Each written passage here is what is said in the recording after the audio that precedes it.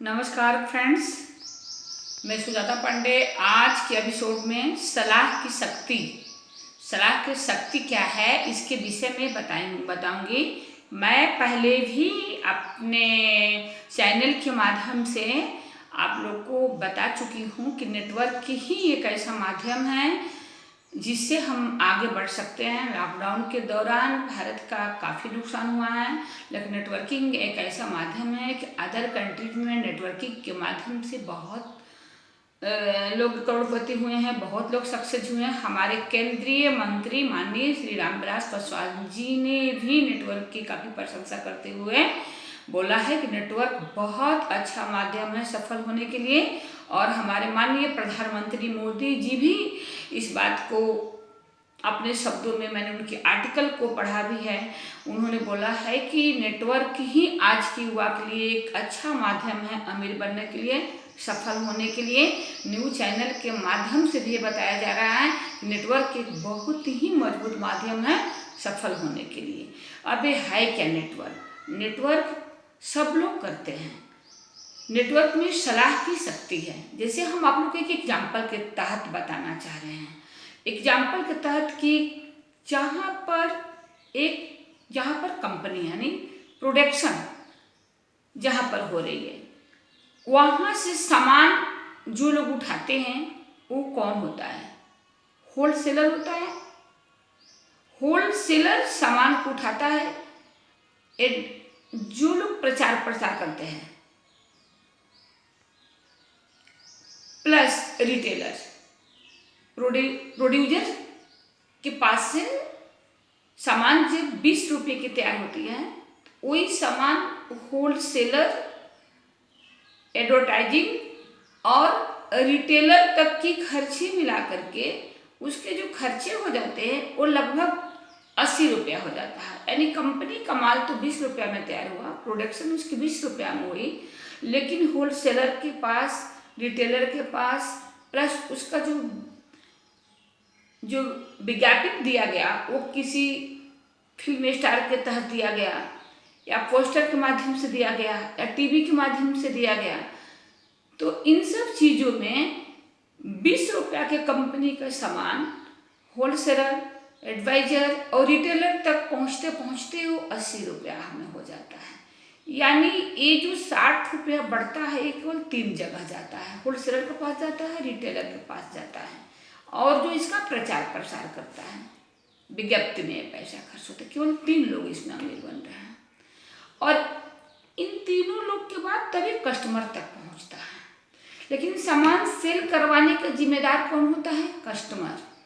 Already वो सबको बताता है कि कंपनी अच्छी है, इस कंपनी का सामान लीजिए, इसका प्रोडक्ट अच्छा है, इसका रिजल्ट अच्छा है, और लोग सामान लेते हैं। मगर इसमें सफल केवल 3 व्यक्ति होते हैं। यहाँ पर हमको सलाह देने की कोई भी पैसा नहीं मिलता है, और सलाह समाज का हर व्यक्ति देता है।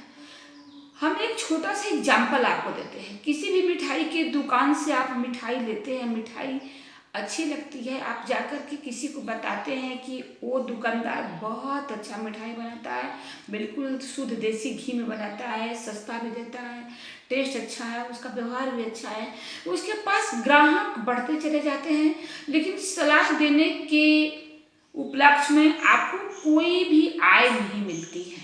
उसका दुकान बड़ा हो जाता है, उसके बाद आप जाते हैं तो वहाँ पर उसका सामान, जैसे ही लोगों की संख्या बढ़ती है, सामान महंगा हो जाता है, वो आपको पहचानता भी नहीं है। आपने लोगों को सलाह देकर के उसका दुकान तक भेजे हैं, और वहाँ जाकर आपको भी लाइन लगानी पड़ती है। यानी सलाह देने का कोई भी हम पैसा आपको नहीं मिलता है, कोई भी सिस्टम नहीं है।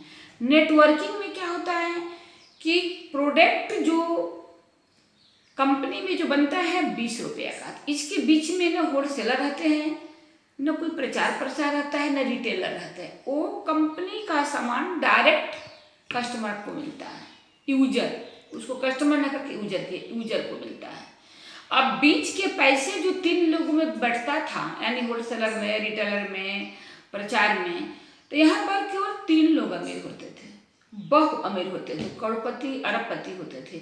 मगर यहाँ जब कंपनी का सामान डायरेक्ट यूजर तक पहुंच रहा है और हम यूजर ही लोगों को एडवाइस देते हैं कि ये प्रोडक्ट बहुत ही अच्छा है, इसको हम यूज करें, तो इसका सलाह देने का पैसा हमारे पास आता है।